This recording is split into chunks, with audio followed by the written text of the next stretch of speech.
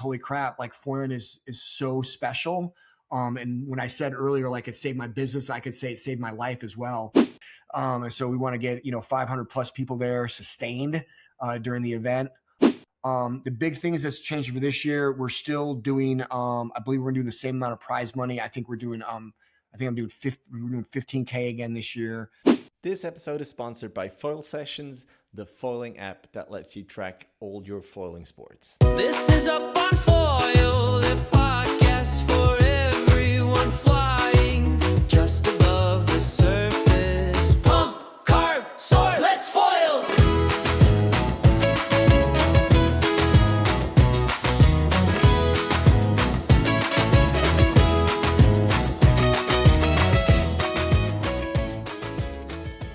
This episode is also supported by SurfEars, but more on that later. Welcome to episode number 69 of Up on Foil, the podcast where we talk all about foiling. Today, it's with Jason Burton, and you are the owner and operator of BOA, the Burton Outdoor Adventures, and the man behind the Atlanta Foil Festival. Is there anything, Jason, that needs to be said right away so people get to know you and know what you're talking about? No, those are the two big things. Everything else is going to branch off those, but the Atlanta Foil Fest was the big thing, and our business. We just finished our 5th year in business here in Atlanta, and so Nice. The business was kind of the platform for launching the Atlanta Foil Fest. But no, those are two big things that keep our plate full. All right, very cool. We're going to get to know you a little bit more. For those who don't know me, I'm an average foiler. I do pump foiling sometimes. I had the chance to use some foil assist. Tomorrow, I'm going to go on a downwinder with the Parawing. So that's usually what I do. I have a little YouTube channel, Matt on Foil, where I just show what I'm trying to do. But I'm super excited because I talked to Tom Hartman, and he said, last year, the SFT was the first year. It was super nice. And the Atlanta Foil Festival was so cool, such a big event, also much more potential to grow even bigger. So I'm excited to talk about that. But as you've said, that the Atlanta Foil Festival came out of that Burton Outdoor Adventures, maybe we need to start there. And if we start there, maybe take even a step further back, because If you said 5 years, that's not too long. What did you do before, and how did that Burton Outdoor Adventures start? Yeah. So that's actually a really cool, fun story. I've told a handful of times, but I was a lifelong educator. Wasn't planning on being a teacher. I actually went to college after the military. I got a bachelor's in biology and English. I originally had gone into medical research at the University of Tennessee Medical Center and the Baylor Institute for Immunology Research. But being indoors just wasn't for me. I'm more of an outdoor guy, and I like to do things. And I've always had a background in wrestling. And me and my buddies had always joked around about being wrestling coaches and have our kids wrestle each other. And so I dipped my toe into teaching and absolutely fell in love with it, especially the coaching aspect. And I'd done that for a good bit, but probably 15 years into it, I realized that there's obviously some issues with public education, and especially me coming from a military background and from a professional setting as far as the lab goes. And so I kind of knew, right away, well, not I shouldn't say right away, but I kind of knew during that, and when I hit that 10, 15 year mark, I can't remember which one or what the time period was, but I just knew that when 30 years come with teaching, I was going to be ready for another career to do something else. I mean, I kind of saw the writing on the wall with, teachers that have been, doing it for 35, 40 years. And there's this big gap.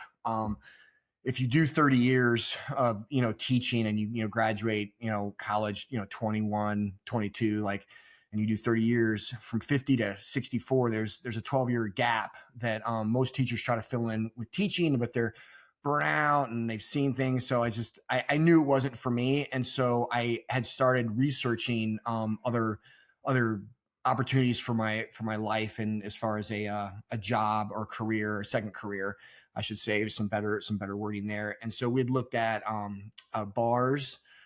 We had looked at what else did we look at? We looked at different franchises. We looked at Orange Theory franchises. So there's a lot of different things. I looked at maybe going back to school and being a physician's assistant because of my medical background from the military. But I ended up settling on what I knew really well at the time was whitewater kayaking. I came from a whitewater kayaking background. Been to Chile, Norway, Canada, literally all over the United States, hucking myself off waterfalls, surfing rivers. It was the absolute best. And Wow. so on Lake Lanier, when I said, hey, why don't we do something with kayaking? I literally Googled Lake Lanier, and there wasn't a single kayak or paddleboard outfitter on Lake Lanier, which was insane. And so I have some buddies that had business on Lake Lanier as well. You have to have a letter of permission from the Army Corps to do business on Lake Lanier. And so we filled it out and we got it approved, and we found this really nice property and started kind of renovating it. And we heard from the Lake Lanier Association, and Bonnie Putney, and she had said, oh my gosh, this is so amazing. You guys are literally the first kayak and paddleboard outfitters on Lake Lanier. The last, project manager of the Army Corps wouldn't approve any recreational stuff. And this is groundbreaking. And we were super excited to kind of fill that niche. But even with that, it was interesting working with the Army Corps. And that first year in business, we were running trips all of April and all of May, and literally I think it was the week before Memorial Day, I got a call. I was at my son's birthday from my workers saying, hey, they won't let us into the park to drop people off or pick them up. And I was like, well, just show them the letter. It's fine. They're like, well, no, we did. And they're still not letting us in.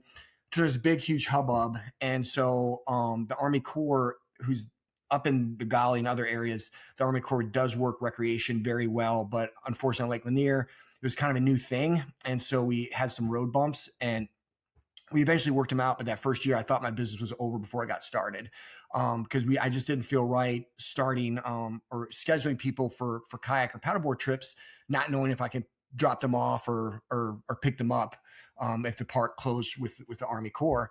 And so I'm at home kind of depressed, trying to figure things out. And I'm watching Riding Giants for the umpteenth time. I don't know. Have you seen that documentary, Riding Giants? Yeah. I mean, it's the best. I mean, the storytelling, the music. I mean, I love especially the music. And I love that documentary. I've seen it so many times.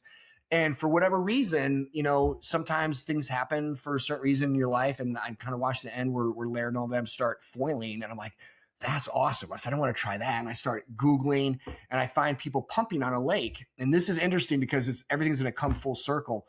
And I'm like, I want to do that. And so I joined these Facebook groups and started asking about it. And somebody replied to me, and I actually have a screenshot. I should have saved it to share, of a guy saying, hey, you need to talk to this guy, Brendan Cowell, about e-foils. And I'm like, yeah, I don't know about electronic. I'm with nature, man. I want to do this thing on the lake. And I ended up getting hooked up with Brandon, who is actually my very, very, very good friend to this day. He's just such a great guy. He reached out to me. He's a Lift e-foil dealer, and he got me hooked up with Lift. And I went down to Puerto Rico, got some lessons, and just fell in love with foiling, and immediately folded it into our business, and it literally saved our business. Doing the lessons. Eventually we got we were an affiliate for a while. We're now Atlanta's dealer for Lift e-foils. And so foiling literally saved my business. I'm so grateful for foiling, the sport in general, and for Lift and everything. We ended up getting the kayak and paddleboard stuff worked out, so we're still doing that as well. But the foiling was huge. And so now to come back around to your question, I apologize, I'm doing the weave. No to worries. answer your question. So as a teacher, I was a wrestling coach, and as a wrestling coach, if you run a successful program, it's literally like running a small business. I mean, one of the big things you want to have is fundraising, and most coaches fundraise through tournaments, activities, and sometimes you have some ancillary things that you kind of raise money for your program to grow, so you can travel and get better competition, gear, all that stuff. And so I'd been doing that for a while as far as logistics of, putting together a big tournament with, 20 teams, 16-man brackets, sometimes 32-man brackets, hospitality room, refs, 8 mats, facilities. I mean, the whole shebang, concessions, T-shirts.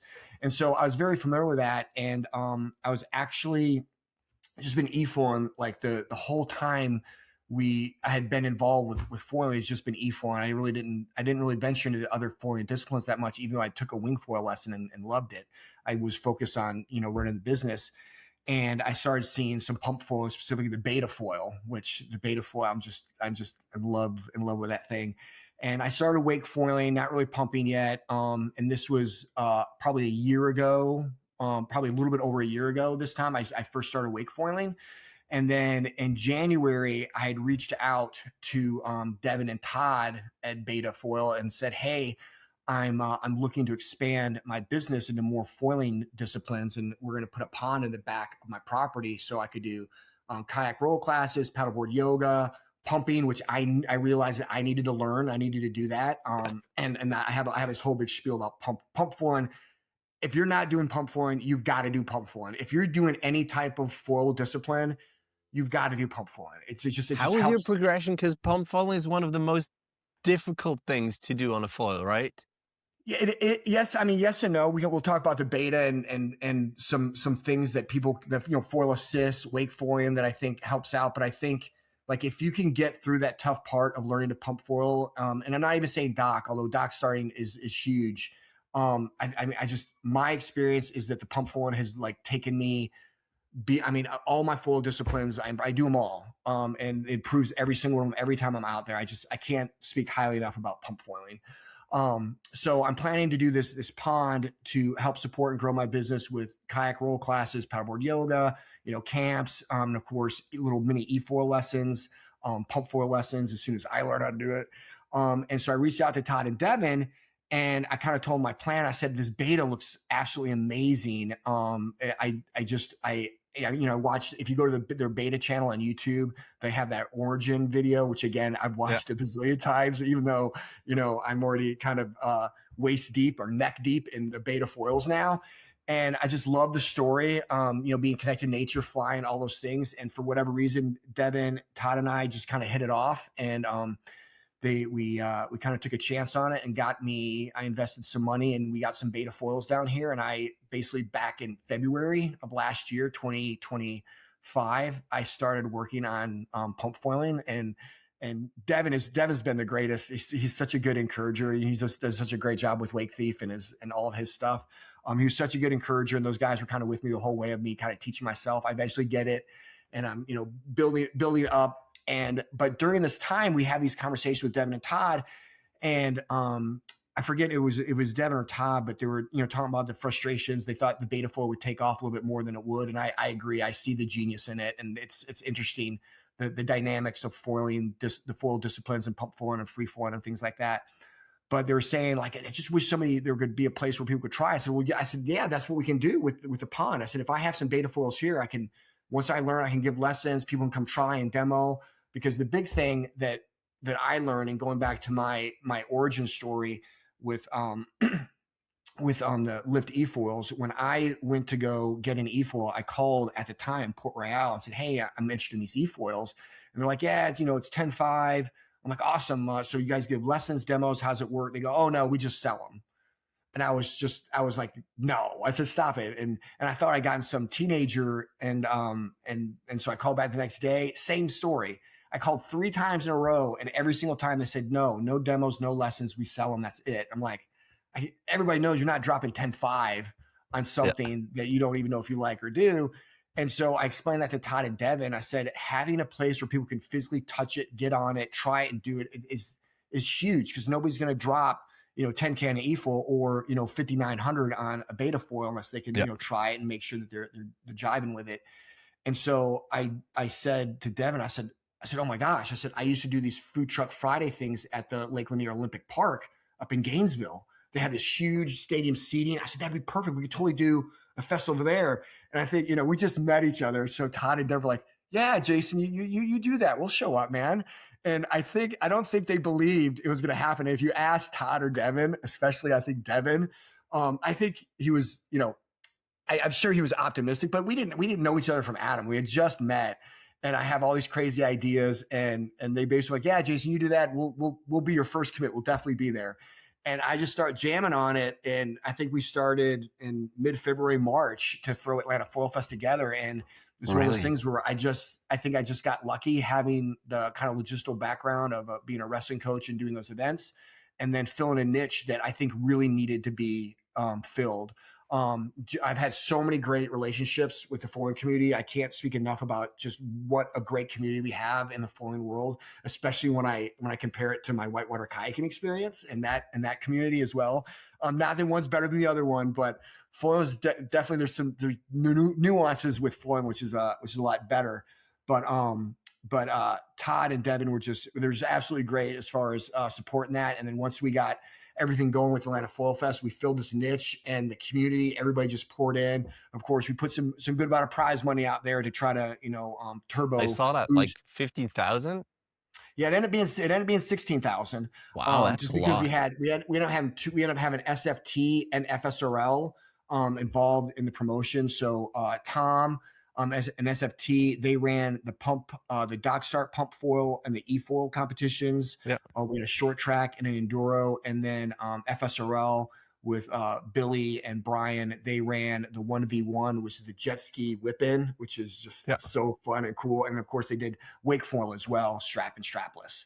And so with that, we want to try to keep things even. And so basically, originally we had 15K, and it just made the math easier. Just to basically, we gave Tom, basically $8,000 for his 2 events, and gave Billy and Brian $8,000 for their events, and they kind of decided on the prize money and things like that. Did you know that spending time in cold water and wind can cause your ears to slowly grow extra bone, sometimes enough to block them completely? It's called surfer's ear or exostosis, and it's part of your body's natural protective response. But ear problems aren't only about cold. Warm or polluted water can also lead to swimmer's ear, infection and inflammation, whether in pools, lakes, or the ocean. SurfEars is the original patented earplug from Sweden. It's modular, customizable, and comfortable, designed to seal from water while keeping hearing and balance intact. Sustainably made and trusted by water people worldwide. But the big thing, despite this prize money, the community, having just all these studs from around the world in the U.S. that are the best foilers coming. Noah, Nick Leeson coming. Was just, there's just so many people there. You're just like, Devin and Todd being there. It was a very special event. And I was, you say cliche things like, oh, I was so humbled to be part of it, to make it.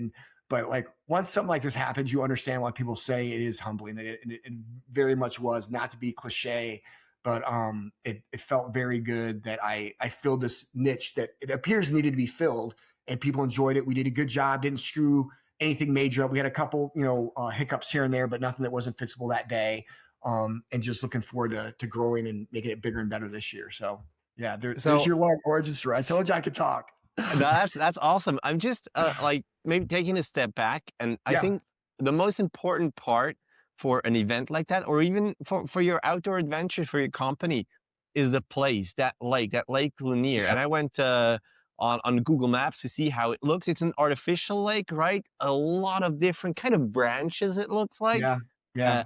You can go, if we talk about free foiling, the thing that Todd really wants with this betta foil, you can really kind of hike all over the place. How lucky are you, or were you, to have such a place? Yeah, so the free form thing, and again, it's a journey, and like I'm just now getting to the point where my limiting factor is no longer my balance, it's my legs, and so getting that endurance and actually doing some free fall sessions out here is possible now. Now the north side of the lake is the best place for that. There's a park called Three Rivers Park, which I plan on mapping. There's a lot of islands out there to do some island hopping. And that's the place to do free form. Is kind of north of Browns Bridge. South of Browns Bridge is kind of like what they call South Lake Lanier, which is super busy. Got a lot of crazy stuff going on there. We actually had one of my really good friends, who's a wing floor, actually ended up passing away. He got hit by a pontoon boat down down in the South Lake. Yeah, so definitely free falling is definitely possible, but the northern lake, where you saw those branches getting more narrow, people a little bit more careful. You have more kind of safety up there than kind of that main channel down low. But yeah, the free falling area here is definitely growing, especially that north part of the lake. Yes, artificial. They built the dam back in the early 1900s, 1950. Okay, if I remember. I taught AP Environmental Science, so I used to teach about the tri-state water wars between Georgia, Alabama, and Florida, and what Lake Lanier Dam has done, and the purpose. The purpose was never for water; it was more for like downstream navigation, recreation, things like that. But yeah, we're definitely lucky to have that lake here in our backyard. Yeah, it's more Well, it looks from top, from like the Yeah. bird's eye view. It looks more for, as you said, e-foiling or maybe free foiling. Is it windy as well? Can people do wind sports on that lake as well, or not so much because it's like kind of small Yeah, no, branches? we actually have the Atlanta wind sports community here. William Fragel, who's a really great winger, or I think he's a wind sailor. They do all. We have a big wind sports group that we all text when the wind's here. Um, so we do get wind here. Today is super windy, but I'm on kid duty and I have a lot of stuff to prep before I go on I got a trip to Florida tomorrow as well. So even though there's wind, I miss it today. So it's not like Corpus Christi or something like that where you have consistent wind all the time. Like we get wind now and then, and when it's there, you got to drop what you're doing and go and get it. And so out of all the disciplines, I would say that wing foiling is definitely my weakest of all the disciplines, just because we don't get consistent wind. But when we do, it's fall and winter when you get to put on your wet warm gear and stuff like Yeah. that. So during the summer, we do get some decent days. In those days, we had a couple where it's 70 degrees and breezy. It's just heaven, and everybody up here is just like, gushing. So we do have a wind sport community, but again, if we had better wind, it'd be bigger. So yeah. And then where that event happened at the Lake Lanier Olympic Park, Yep. that's more towards the north.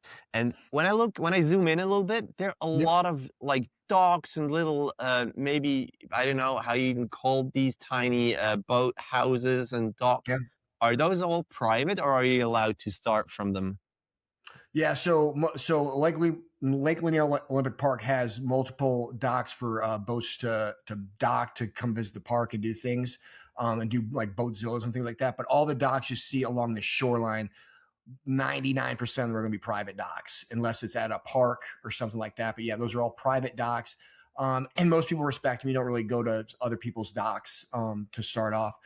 Where I'm at in Alpharetta, I live near a small private lake, and so it's a little bit more community. And so because I know everybody on this lake, I actually break etiquette, and so we have a boat launch where I'll pump out to what Connie's dock, and I'll pump across the lake to this other guy's dock, and then I'll pump back. And so I know all these people, so I do a lot of dock pirating myself, but I wouldn't do that on Lake Lanier unless I knew who they were. On Lake Lanier, and that's the beauty of free foil, specifically the beta foil, is that you can launch off anything. I have a couple of videos on my Instagram of Lake Kiwi, Lake Jocassee, where I'm launching off logs, rocks, anything, beach starts. I mean, you name it. Once you get those key critical starts down, free foiling on a lake is just it's like being a kid again. It's like going out in your backyard and you're exploring the forest for the first time, picking up rocks, trying to find weird insects and stuff. But the free foiling is just like, it's the best, especially when you can launch off all those different water features. So yeah. How does it look in winter though? Now as it's getting colder, do they does the lake level, does that drop? Does it even freeze, Yeah. or how does that?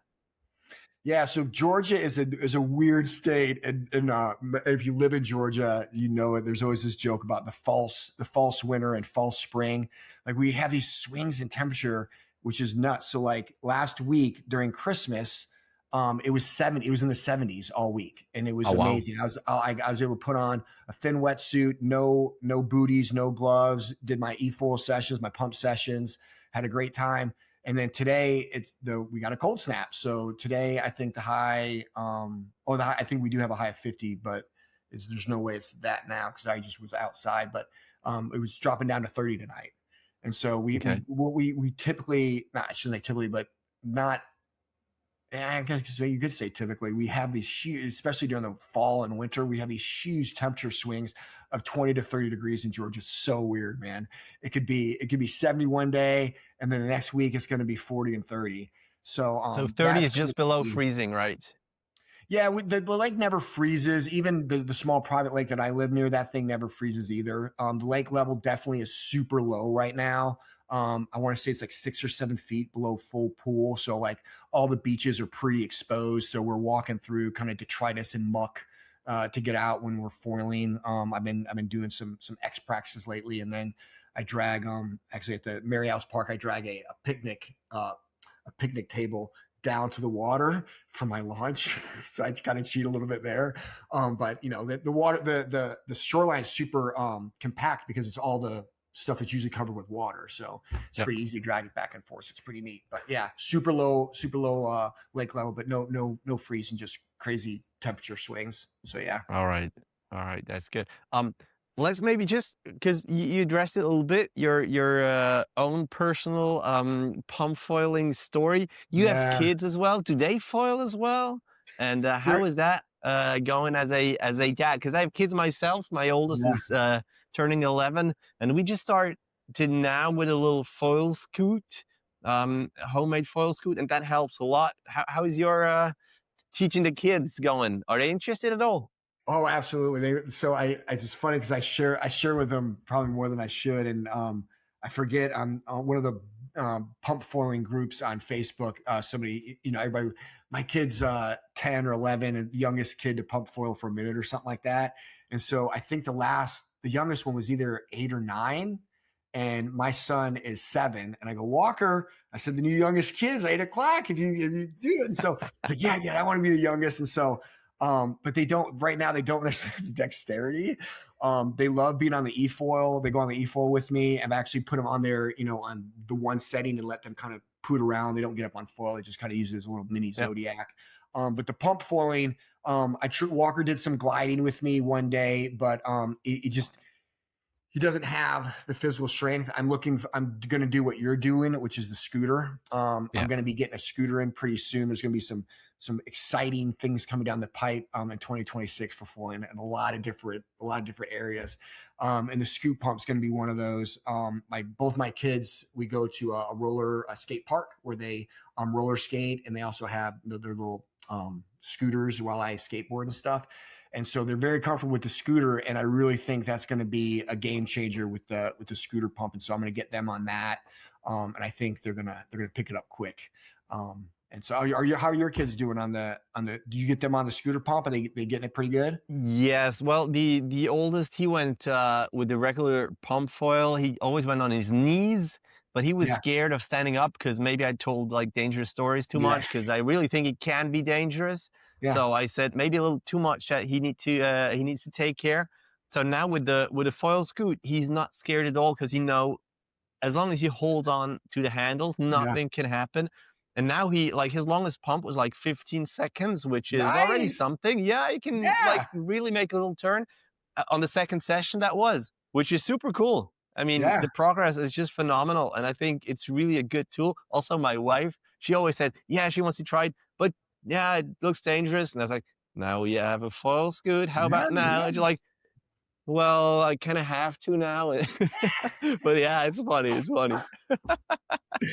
I really think for progressing and like getting that scary feeling away, that really helps. Also, he was like, the son was on a foil drive before.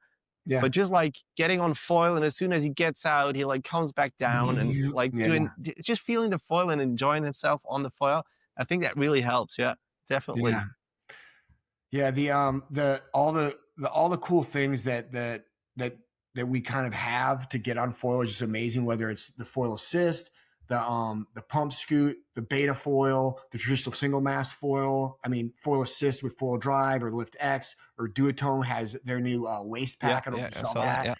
But it's just like, foiling is awesome, and it is like blowing up at the right time. It's like, if you have once people understand like the stoke that flying above the water gives you, there's like no excuse. Like, there is a product out for somebody to get started to make it. Cause to me, it's accessibility.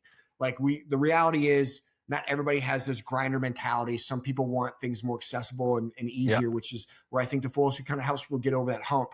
It's just the reality of it. We have a different society now where, with the internet and social media, everybody wants everything quick now, and the lack of patience, I think, unfortunately translates to our activities where people just want, and I see it with my son. Like, I tell my son to be easy on himself. Like, he expects to get everything like the first time.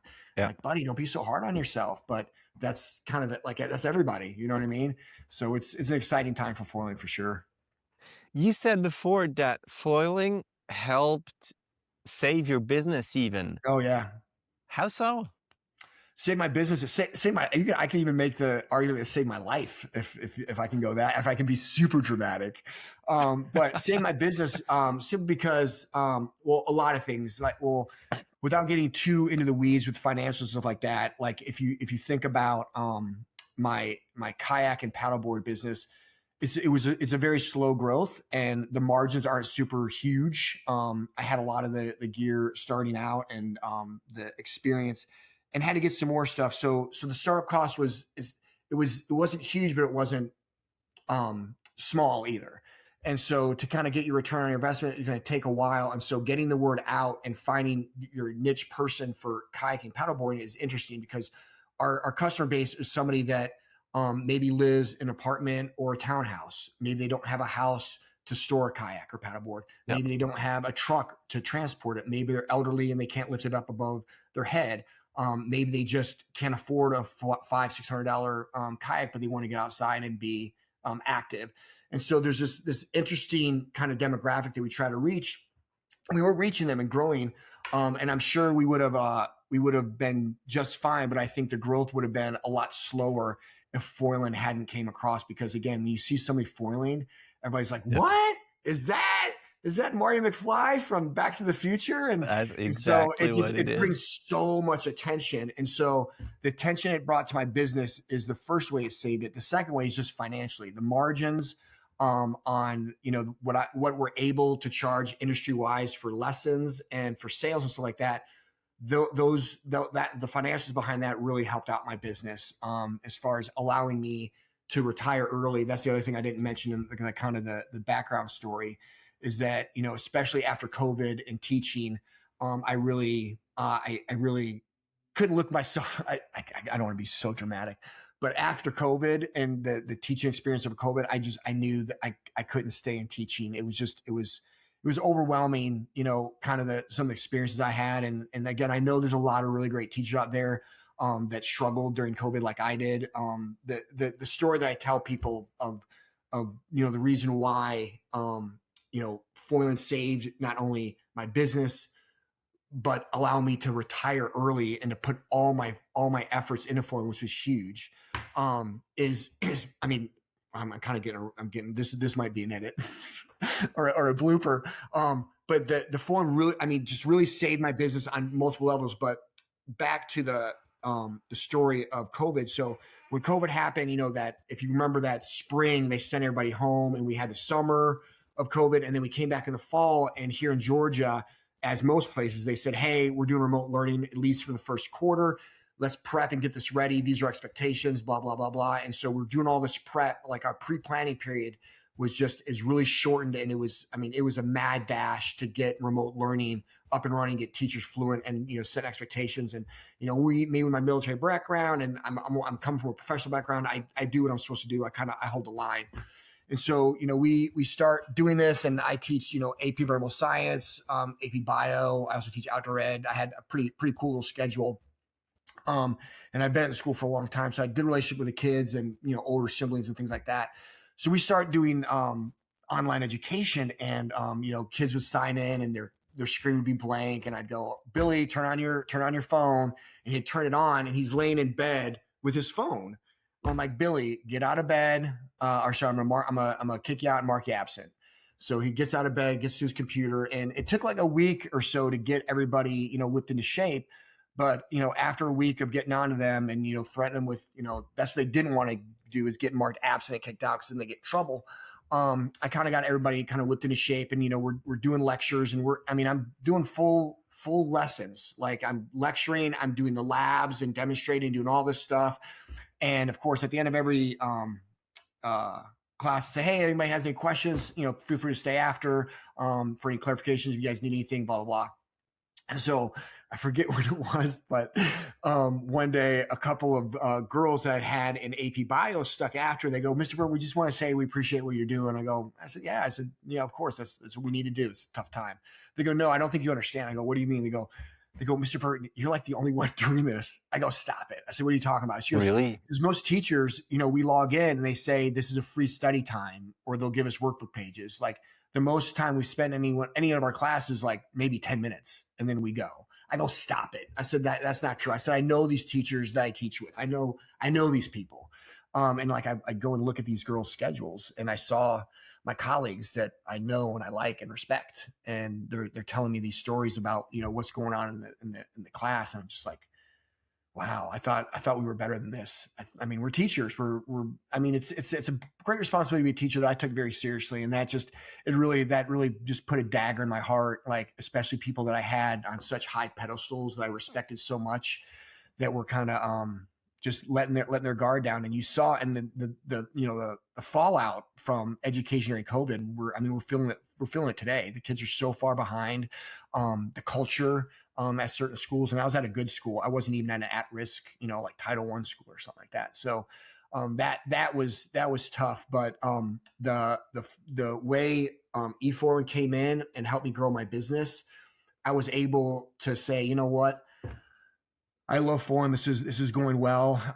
I have an opportunity to retire a little bit early. So I tell people, I joke around, I cheated by retiring early because I had 3 years military experience, which kind of added on. And then I purchased 3 years.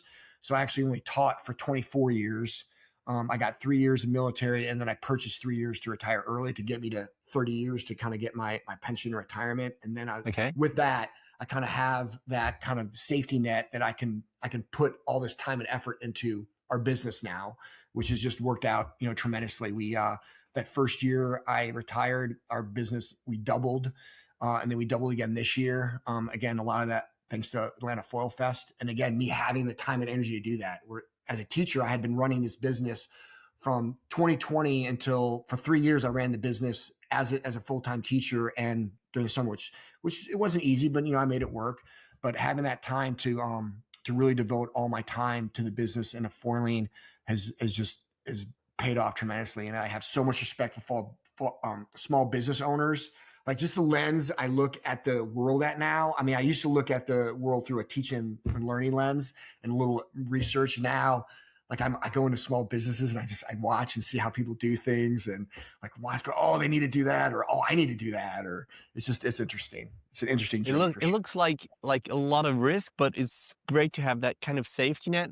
If I look at your website, yes, you have that kayak, paddleboard rentals, Yep. probably classes as well, and then we have the Yep. e-foil lessons, sales. So it's gotten pretty broad or broader, which probably is pretty good.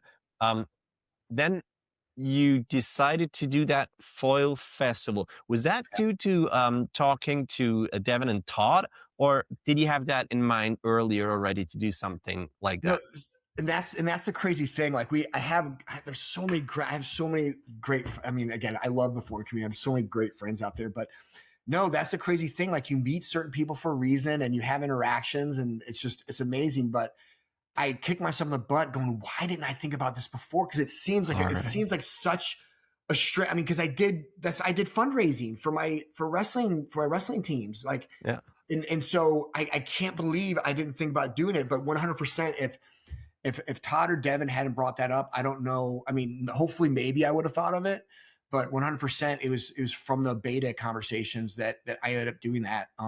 Which, again, I kicked myself in the butt going, I can't believe I didn't think about that like earlier on. When I was teaching, I should have thought the idea of doing a festival or something like that. I kicked myself, but yeah. So that was the first year. You said the different like sections: e-foiling, wake foiling, and then this endurance and the dock start races. And Yep. I mostly dock start due to the lack of wind here. And Yeah. I saw that on those docks, you had these slots to put Yeah. mast in. That Yeah. is fucking amazing, man. That is Thank so you. cool. Was that your I'm glad idea? somebody else appreciates it. Yeah, it looks amazing. Because Yeah. yes, the docks are always difficult. People like to start differently, but these slots, that's perfect. You can go from both sides, penny so to regular or rock, goofy. yes. Yes. Yeah. How did you because did you need to like find a carpenter to do that? Or it was like, I want that because that's going to change a lot. Yeah, so you hit on something a really cool talking point. So we had 3 different sponsors from dock companies at Atlanta Foil Fest. We had Southeastern Dock Supply Company, we had Lighthouse, and what was the other one? I'll remember it in a moment, but they all were great. Colleen at Southeast Dock Supply, she's just the absolute best. And we were working with them because I knew we had to have a place to launch off docks. And I said, what I'd really like to do, and I don't know if this is possible, could we maybe create a runway slot? And she ended up hooking me up with this guy, Shay, who's up in North Georgia, and he ended up designing it. It's a custom dock. And basically you have these slots that you can pull out the decking, and that exposes the slots. So you can basically thread your foil in there, walk around it, and boom, and you're off and running. And so the good thing about that is it was a hit. People loved it. The bad thing is whenever you are a risk taker and trailblaze, there's going to be mistakes. And so the big feedback we got from the festival is that they were too close together. I thought I'd given enough space, but you'll kind of see in some of the launches, they'll go off. And, when you first pump, you kind of go left to right a little bit before you get your thing. And so people were kind of, especially when you got those high aspect foils, people were kind of tinging each other. So we could only I had it set up to launch 4 at a time, but with the spacing, I think we're launching 2 at a time, which ended up working out just fine. And we still have that dock, still use it. It's great.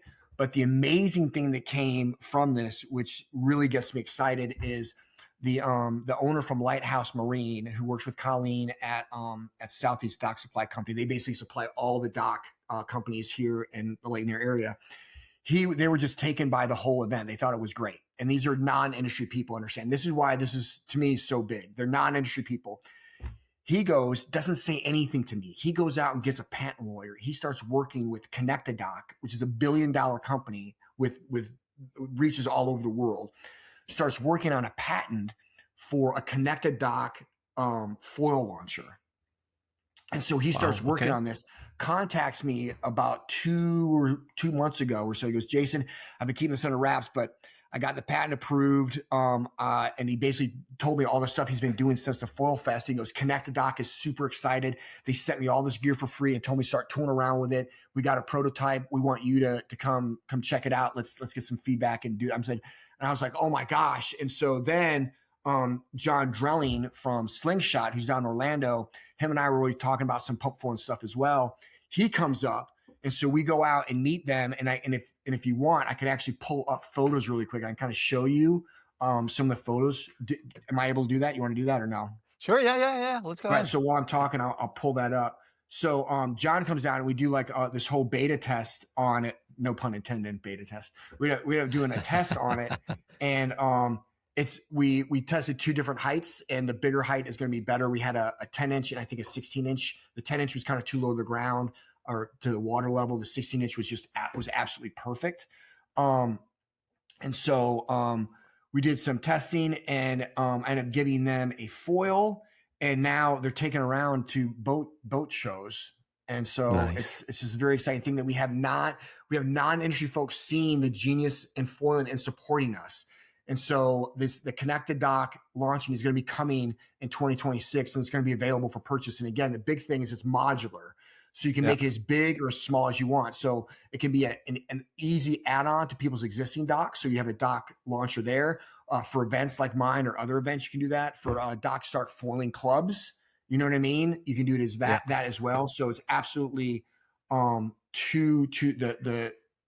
I'm saying,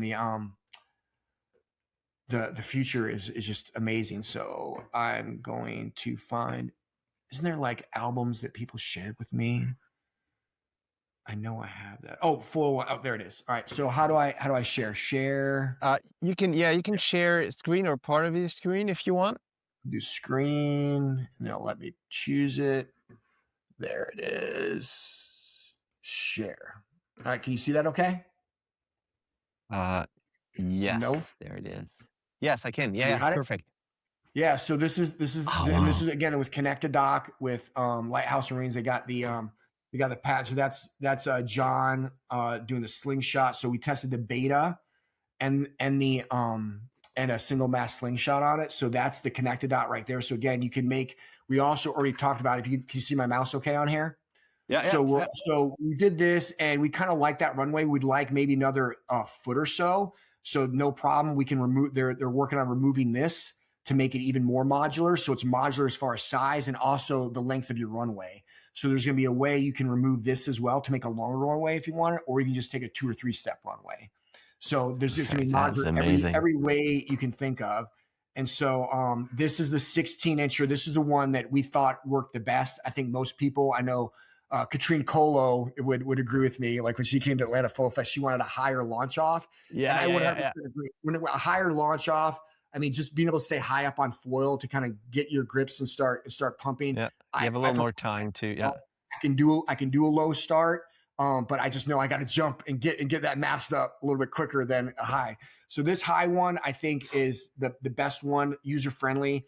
This one, the one in the background that was the 10-incher, to me that was more for advanced folks. And again, with the market being what it is, foreign is not it's not the NFL or NBA. So there's really no reason to make 2 of these. The market just wouldn't be able to handle it. So I think they're going to look at producing the 16-inchers, which advanced or beginners are going to be able to use. So it's so super exciting. So yeah, these are just all the different pictures. I think there should be some videos of us pumping around. But yeah, there's me and John just kind of looking. So this is the owner of Lighthouse Marine. He's the one that did everything. Just Chris, super stud, awesome guy. Again, just very excited. And he looks super stable, huh? He looks like a big guy, and it doesn't tilt too much. Yeah. No, yeah. So that's what I want to show you video of. There's the beta of us launching off of it, and the beta fits under there just perfect. The double mast or single mast both works on this. Obviously, the single mast you can pull all the way back. The double mast, and so they went sideways. You couldn't really see, but the dock moves a little bit, but not that much. Very stable. Here's John doing the single. Oh, but that's super cool. Like that slot is really nice. Yeah. So, and again, the big excitement is, giving people, I'm going to stop presenting. Where's my stop? The big thing, what my thoughts on it is the fact that we have getting behind our sport. And again, I've had conversations, and it's interesting because you see the goodness, I see the goodness in it as well. There's some people that think that the dock doesn't really matter. I think it does. I think whether it's, I mean, again, everybody's different. So there's some folks that poo-poo on the scooter pump. You know what I mean? Again, the scooter pump's not. Which I understand, honestly. Well, but again, we have to understand that not everybody is us. And I've been when you say you're humbled by things like the Atlanta Foil Fest, it really has changed my mindset, and it really is humbling. And I realize that when you're putting on an event like this and you're dealing with so many different people and so many things, you really have to be more open and more tolerant of things, if that makes sense. Yeah. And I don't know if tolerant is the right word, but to understand that, like the scooter pump, and I tried it. It wasn't for me. But I see it is difficult, and I have nothing against that. You should do it. And to me, the dock is the same thing. I personally like the dock, and not being able to have to bend over awkwardly to make sure to know that my foil is going to be completely unimpeded going is great. Versus let me scoot it underneath the dock, make sure I don't bring it up or down too high to hit. You know what I mean?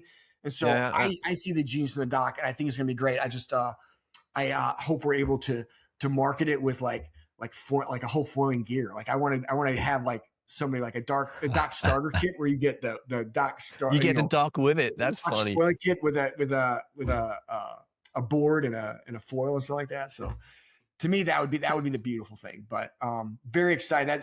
Some beautiful things came out of Atlanta Foil Fest, and this is one of these things that came out. And so I'm super excited to have Connect a Dock. Excited about foiling, and that they're literally producing a dock for our community. And this is huge. And by the way, I told you this is like my first podcast. You're like this is kind of like an announcement. Like the only people that know about this are like everybody here in Atlanta and a few of my business partners and friends, like that. So this is like the official. It's out.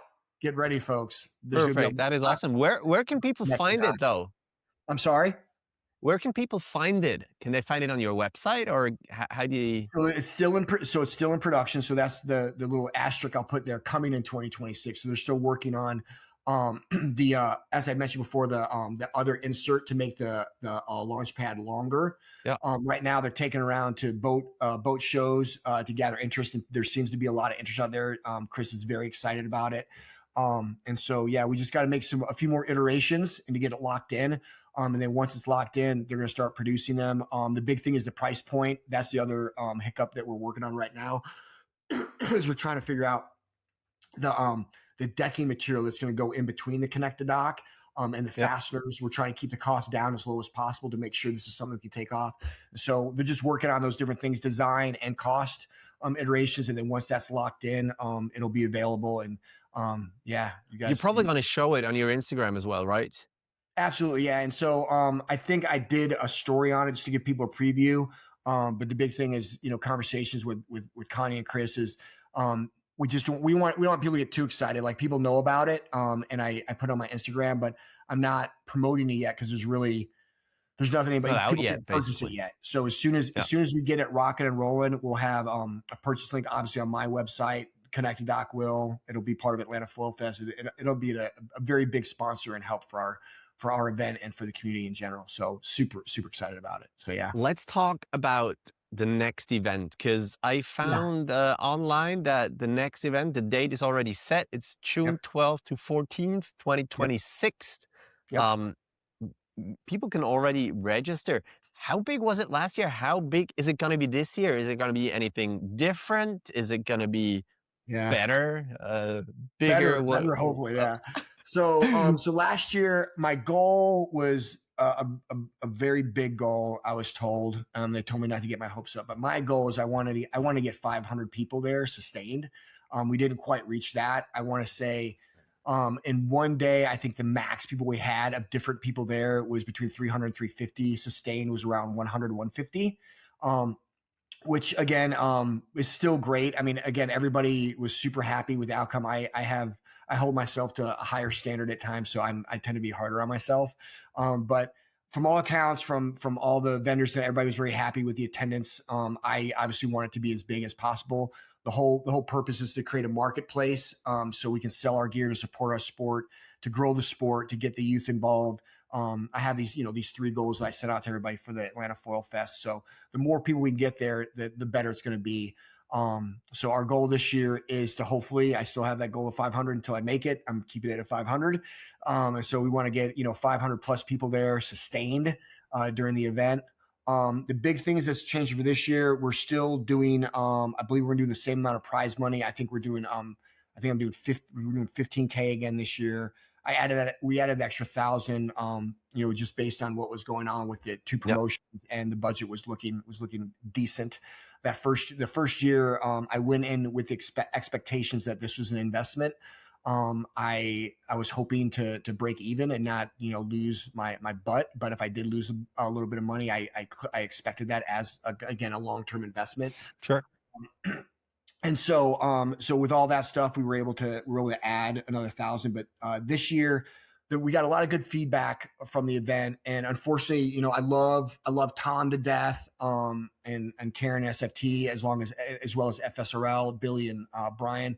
But again, having 2 different promotions was tough. A, with the prize money, and B, with logistics, with branding of SFT versus S4L, putting the buoys out there and stuff like that. It was a bit much. And so I kind of had made the decision, like, literally during the event, like, next year, I think we can only have 1 promotion. And again, that's one of the things you learn. Again, that's one of the hiccups that probably nobody really noticed, or people may have noticed a little bit. But we were able to fix things and make sure everything move smoothly. So this year, the big change, we're just going to have one promotion, which is going to be FSRL. We are looking to partner with SFT for another event. And so I'm talking to Tom and Karen about that. We're still kind of working out the deets on that. But FSRL is going to be the main sponsor running, and we're going to simplify it. Just like as a teacher, like whenever I had a lesson or a lab, sometimes I would plan a little bit too much and I'd run out of class time. And I did the same thing with the event. I think we had maybe 1 or 2 too many events. And so we're going to simplify the events a little bit. We're going to have pump foil, the 1v1 with FSRL. We're going to have wake. We'll have e-foil, both short and long track. People really love the enduro format. People had a good time with that, and we'll do short format. So we'll have those 4. And then we're going to have exhibitions for other stuff. We're going to have a free foil exhibition as well. We had a free foil event planned at the first one, but we couldn't. Again, the the market just wasn't there. We didn't have enough people that could pump that far or interested in it. Like we have, it's funny because I like Eden. I don't know if you know Eden very well. Yeah. He was He's awesome. on the show I like love 2-3 episodes ago. Yeah. Yeah, Eden's the man. I love him. Like, so we actually met in Foil Week in Pensacola when I was doing all my research for the Atlanta Foil Fest. And Eden and I, we just hit it off and we've been really good friends ever since. And so I reached out to Eden. I go, Eden, like, so tell me, what do you think about this beta foil? Like, what do you do? He's like, I just want to go fast. I don't want to go long. And I'm like, Yeah, he's a kid. Of course he wants to go fast. Endurance is not something for the young. He's a young kid. I just love him to death.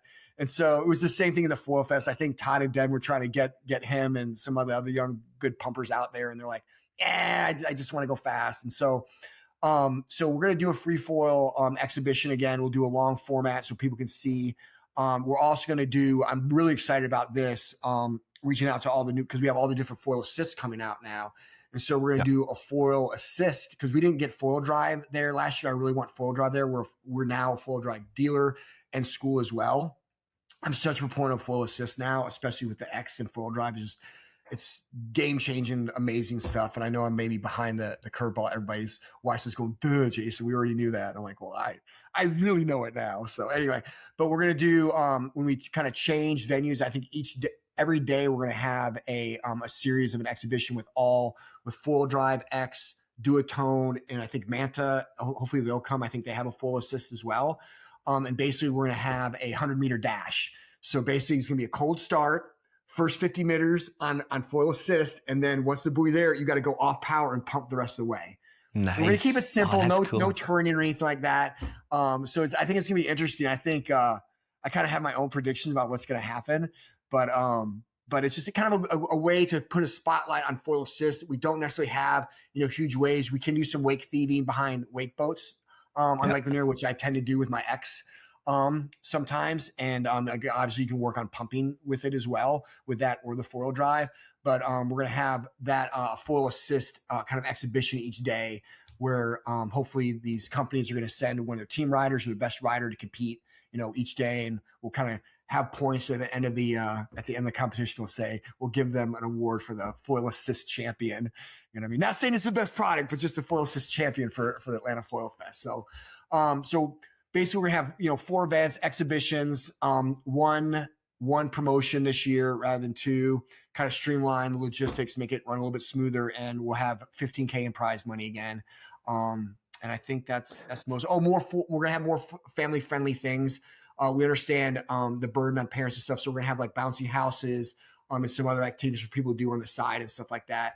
We want to make it more welcoming, for families, because we want people to get their eyes on it. Like, it's funny because people say that I hate saying this, but people say, I'm a good salesman. And I kind of wince at it because, you think of the connotation with salesman. But I guess I'm a good salesman, but I'm a salesman. I'm a good salesman for things You're that I love. You're charismatic, man. That's what it is. I appreciate that. But foiling is just like, I could sell foiling all day, man. It's just the best. I don't know. I have a podcast about foiling. What do you want, man? I know, right? It's like, I'm preaching the choir here. But I saw on the website it's not just for athletes. It's also people can test stuff and try out things. Exactly. Is that also going to be part of the next year? Yeah. Oh, yeah. So thank you very much. So that's the other. I sent an email out to all the vendors from last year, kind of explaining what we're doing. But one of the other big things is we have basically 32 vendor tents, but only 15 sponsorships. And so the sponsorships are ways for vendors to reach out and get even more exposure than having the booths. And so if you're part of those advertising groups, I'm asking that you sign up and that we have dedicated demo and trial times for your products. And so we want to have more structure with that during the event. So like, for instance, Full Drive, if they end up being, gold or a platinum sponsor or, Duotone or whoever, Lift, then I'll say Lift from 10 to 11 has the dock and they're the only, and then we're going to have their flag out there. And or Full Drive's flag is out there. Full Drive demos and trials are on the dock from 10 to 11 today. Go check it out. And so they have that dedicated thing to get their product out there, get people on it, sell them, get people excited about foiling. So we're definitely having that. So yeah, so when spectators come, we want people to get in the water. I also have another crazy idea of trying to find a clothing vendor to donate clothes. So if somebody comes there and goes, "Oh, I don't have anything to wear," I'm like, "Well, we have our No sponsor that excuses makes there. these great recyclable, shorts or whatever, and like we got something you can take with you." And so we say no excuses. You got gear, go get wet, and you have your dries afterwards. So a lot of work to do, but yeah, we definitely want people out trying to grow the sport, support our businesses, and when we support our businesses and vendors, this is going to support the sport, and we can all do what we want to do, which is live life long with our families and friends. So It sounded really like that. Also, that you said that you want to make it family friendly. That's super cool. It's yeah, from Friday to Sunday. Now, yep, for me, it's too far away to come for a weekend. If I were to come for a week, let's say, maybe you can make a little ad. Why should people yep, come and maybe stay a little longer and visit yep. some things in the area? Maybe you can do a little like tourist guide of the area. You're the best, by the way. You're setting me up. It's like I like T-ball and just cracking them. So yeah, and you reminded me of the other things that we're doing. So yes, so we are part of the package. Once we get all the vendors, and once we get the vendors, all set up around February, March, we're gonna start promoting for people to start coming. And part of that is we have the World Cup here in Atlanta, like literally the week afterwards. I think it's Spain. I forget who else is going to be playing the World Cup. We have the Georgia Aquarium, which is the largest aquarium in the world. We have the Atlanta Braves, the College Football Hall of Fame. We have whitewater rafting just an hour away at the Chattahoochee. So, Okay, nice. yeah, so all that tourist stuff, we're going to make a package to promote people to come here and to make it a family vacation, make it kind of an event of it because not because, but the reason for this is that I went over to Dubai for the E4 Racing League Yeah, I event, saw which that. was Yeah. absolutely amazing. And that's what we did. We made a week of it. And I'm like, this is what we need to do for Atlanta. People just need to come here for a week, sightsee. And Atlanta has a lot of great, attractions. And with World Cup being here, I think that makes it even huge. So I'm really hoping that with World Cup on the tail end of the Atlanta Foil Fest here in Atlanta, that we can really blow this up. I know that we have some really good foilers in Spain that need to come over. So yeah. All right, very nice. Also, are you gonna like help with housing, hotels, and whatnot? Yeah. So well, on the deck we have a listing of the hotels. Last year we ended up doing it during Father's Day weekend, which we didn't really have a choice. And I've actually learned that Father's Day weekend I think is like the third or fourth Sunday in June. And so it just, yeah, I didn't know how they do this either, and so it just kind of fell on that day. Now this next year coming up, it's not Father's Day weekend. And so we will more likely hopefully have some good rates for people with hotels. Last year, we just listed hotels and Airbnb. I did an Airbnb search and gave it to people to look at, and we provided that for everybody. But hopefully this year we're going to have some partnerships where people can get some good rates because it's not Father's Day weekend. It is, however, Monday is Flag Day, so hopefully all the Flag Day celebrators don't come rushing into Atlanta to celebrate all their flags and take up all the hotels. So glad you got that joke. Most people don't get that. I joke around going, "Oh, it's Flag Day," and then I've had a couple people go, "Oh, geez, that's another thing." I'm like, I'm joking. It's Flag Day. I don't know anybody. I don't know anybody who celebrates No Flag idea Day. what I mean, we it have is. Flag Day here in the United States, but I don't know. I have some flags, but I don't go, "Hey, everybody, let's all get our flags on Monday." And I don't know. Let's go to Atlanta for I Flag should Day. educate myself on Flag Day. I don't know. All right, But man. I think we're gonna wrap it up here. Is there anything else that you wanna tell the world? no, I mean, the big thing is just, what we've been talking about, just the stoke we have for foiling. The only thing that I would love to talk about more maybe another time, or if anybody is interested, is just what we were talking about with pump foiling and the beta foil. The big clip I would give to anybody thinking about getting a dock starting pump foiling, whether it's a single mast or the double mast beta foiling, is you need to 100% do it. I don't know how do you follow much longevity stuff online with Peter Attia and all those guys? Not really. Well, it's very interesting, new study that's kind of developing, and through their research, as far as longevity, we all want to be on the planet as long as we can. To be, especially me, I got into fatherhood a little bit late, so I want to be around for my kids and grandkids. is that they have these markers for longevity, how long you can live. Yeah. And I've been on this kick lately, especially after seeing Blue Zones. There's this really cool documentary series on Netflix called Blue Zones, and they go around and visit all these locations where they have these abnormal amount of centurions, people that live past 100. And they're like, why is this? And so they go around and they show you all these commonalities. And if you pay attention, there's even more commonalities than they show, which is very interesting. And then you take it a step further with what the studies are doing with longevity. The big indicators for longevity, people that live longer, are high VO2 max, leg mass and muscle and balance. And the foiling does all that. Foiling. So it's so crazy. So the really quick stat that I love to share with folks is, so I started this, as I mentioned earlier in the podcast, I had done no pump foiling prior to this. I started in February with the beta and like literally taught myself. I was probably weighing, 200, 205 at the time, which is a good, probably 20%, 24% body fat weight for me. Wasn't in the best shape, but wasn't necessarily totally out of shape either.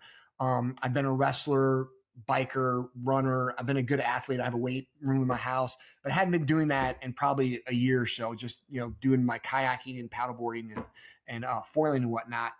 Once I started pump foiling, things started changing. I started dropping some weight. I was down to 190. We're going to have the Free Full Summit. I really started hitting it hard. I dropped down to, I'm at 180 now, which is nuts. And then I went and got a DextaFit body scan and VO2 max test. And that's where I really realized, holy crap, like foiling is so special. And when I said earlier, like it saved my business, I could say it saved my life as well. And this is what I'm talking about as far as longevity. So I went and got my DextaFit scan, and I was down to, I think, 12%, 12.5% body fat. My VO2 max was a 52, and I'm 52 years old. And so if anybody knows anything about VO2 max, that's absolutely bonkers that I have a 52 VO2 max at the age of 52. It's like in the top 1 percentile of the planet. And I'm not an endurance athlete. I don't consider myself a good athlete. I'm probably an average to above average athlete, just because I have a lot of grit and I don't know when to quit. But as far as genetics and stuff like that, I was not blessed with genetics like some of my other friends that are just, ripped and shredded. But man, the fitness aspects of foiling is just huge, and you're having fun the whole time. Like you don't even realize how hard you're working. And like, as we're going through how I was going through this journey of pump foiling, it's just been amazing. So we're going to do a lot more in the future with pump foiling, with fitness, with longevity, and kind of spread the love, not only foiling as a recreational sport, but also as a way to stay in shape and to extend your life, man, because the balance, the legs, it's huge. And we have it all with foiling. So that's the only cool thing that I'd mention. Hope I didn't go too far over. Sorry. No, man. that's a lot of things I've heard already. And what I'm just gonna do now is I'm gonna just tell listeners some links. So first of all, I had a chat with Todd Reichert from Betafoil, episode 61. So if you go back a little bit, you can listen to that. Such an interesting person. Other than foiling as well, really cool guy. Then we have at Atlanta Foil Fest. That's your Instagram, and atlantafoilfest.com. That's your website. Then we have your website let me just take it out here, of the Burton Outdoor Adventures. That's kayaklanier.com. Yep. And you can also do foillanier.com as well. I bought up a bunch of websites, but kayaklanier.com or foillanier.com. So yeah. All right, good. So people can check that out if they want. Other than that, I really thank you, Jason, for coming on the show. I wish you a nice trip, and I'm looking forward to seeing some great action at your foil festival again. We got to figure out how to get you to come. That's my next thing, man. I had a great time talking with you. And I love solving problems. We got to figure out a way to get you to the Atlanta Foil Fest and do some podcasts, because there's going to be a ton of people there. We got to talk some more on Instagram and get you to come over and check some stuff out. See if we can't work it out. Let's talk about it. And all right, all the listeners and viewers, thank you for coming on the show. Maybe rate the podcast, that will help. And see you guys in the next one. Awesome. Thank you so much, Matt. It was great. Perfect.